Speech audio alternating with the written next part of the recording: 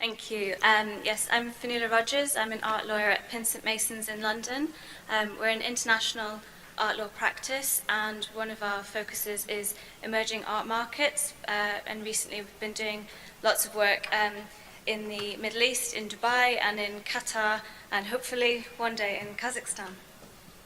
I would just like to say there have been some questions this morning about lack of information, lack of guidance and policy for younger galleries, young artists in Kazakhstan, and this isn't the subject of my talk, but one of the things we do encourage is lectures and workshops and policy in IP rights, how to promote yourself, how to work with galleries, and how to navigate what is a very difficult and complex global art market. So if you have questions for me after in the lunch break, please do come and see me. But my topic today is export, which has already been discussed, and we've heard the export restrictions for Kazakhstan from Camilla. Moving art across international borders is very important to the art market. It helps cultural cooperation projects, it maintains a healthy art trade, it enhances tourism, it increases the soft power of a city, it ensures you get the best conservation for your art, and of course it helps people move globally with their own private property. The art trade relies on the movement of art. It's not uncommon for an item to be consigned to auction in Europe, to be toured around several locations in the Middle East, sold in New York, and then transported to China. This is part of the art market. It's important to understand how to navigate the legal and practical requirements of moving artwork in and out of your own country, but also in other countries. There are two very good reasons for this. You need to ensure that you have a solid paper trail for your artwork. Times are changing now, and there is a strong focus on the import and export documents of art moving through countries. If you don't have this information and you haven't understood the systems in moving your artwork, you might limit the marketability of your assets. You might be refused exhibition at a national museum. You might be unable to sell at public auction or even privately. The other reason you need to understand the system is so you don't affect your own tax or business status, especially in countries where you don't already have a presence. To maintain a thriving art market, it's really important to strike a balance between retaining cultural property in your own country that is historically significant, but also the balance between the freedom of owners and maintaining a thriving art trade. The art world is international, and having a restrictive import and export regime greatly hinders the potential of any growing art market. You only have to look at Germany as a recent example of the controversy that has occurred as a result of restrictions in their cultural property. So I'm going to talk about the UK export regime as an example. It's not perfect. It's less restrictive than what we've heard about Kazakhstan and Russia. And perhaps this system will encourage debate and some of the recommendations for the ministry to create more of a balance and enhance Kazakhstan's art trade. The UK continues to be the second largest art market in the world. We have a 21% share in financial terms, and in the EU we hold 64% of the market. One of the reasons the UK is such a vibrant market is the flexibility of our import and export system. It's very easy for international art market professionals to move their art in and out for sales, for exhibitions, and just when they're moving privately. This is very, very attractive to the international art market, and it's something that countries need to consider if they really want to be taken seriously. I'm going to give you a brief overview of the export system we have in place.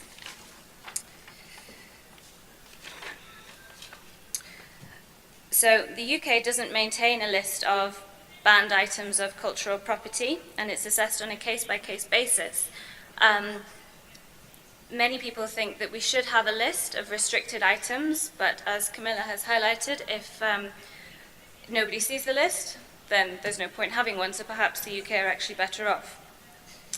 Export restrictions in the UK do exist. In practice, they don't cause much problem.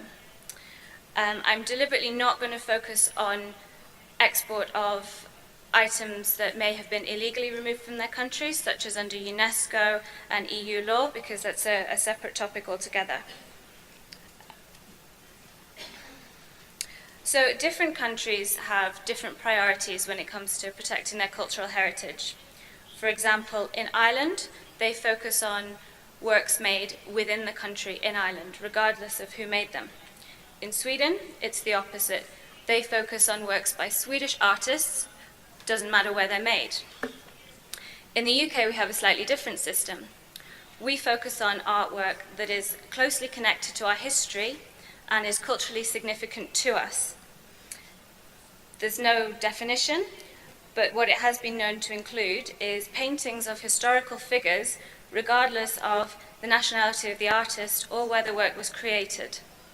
So we're quite broad in what we consider important to our history.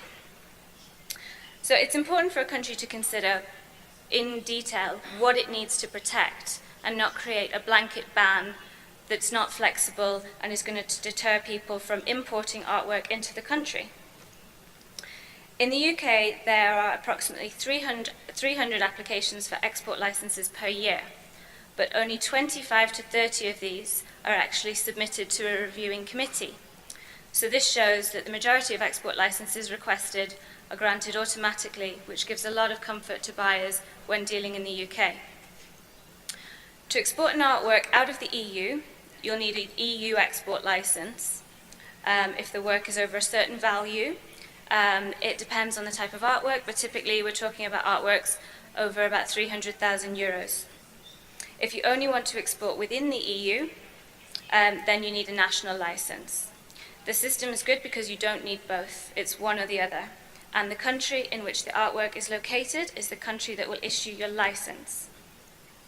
There are 5 types of export license in the UK, but we're just going to focus on permanent licenses for individual pieces. Museums get special licenses so that they don't have to go through the administrative burden every time, which promotes cultural exchange. So we have some criteria for when you need an export license in the UK.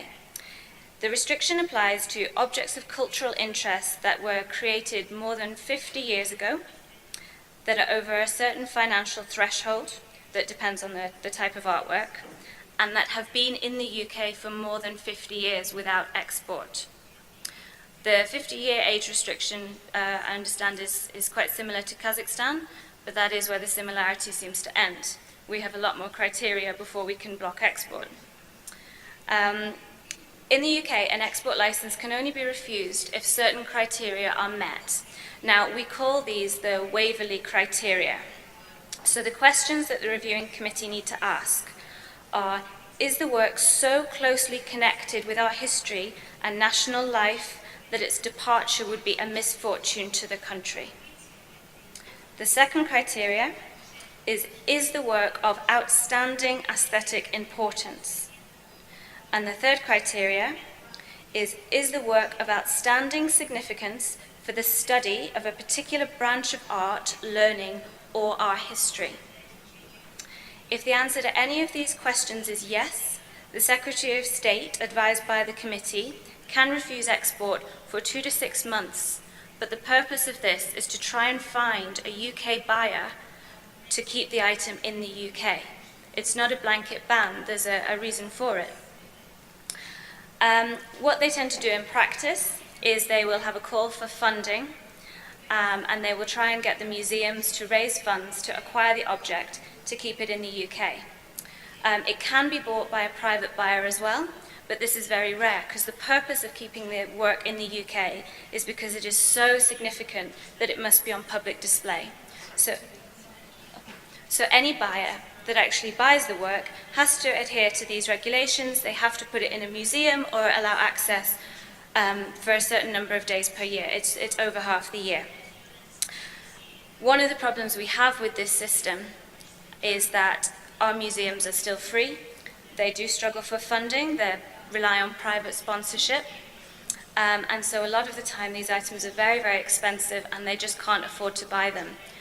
So sometimes we do lose items that we consider historically significant to the country. So the system is not perfect. However, it does ensure that we retain the most culturally significant pieces.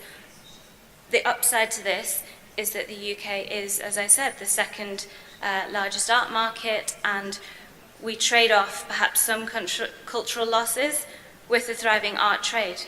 So it's striking a balance. In reality, you'll see lots of headlines about pieces being blocked from export in the UK. It's not usually the blocking from export, that's usually the delay and the call for funding.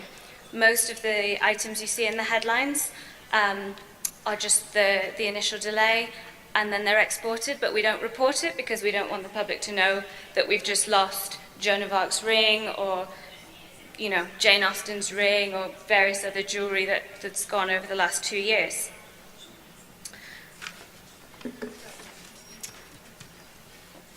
So what I would say is that the advice for buyers, if you are investing in the UK and buying artwork from the UK, the export system is not restrictive. You should perhaps find out how likely it is that your item would be blocked. You can make your sales conditional on receiving an export license, and this flexibility really does ensure that our market remains thriving. And I think perhaps Kazakhstan could learn from developing some of the criteria to ensure that the art trade here does thrive.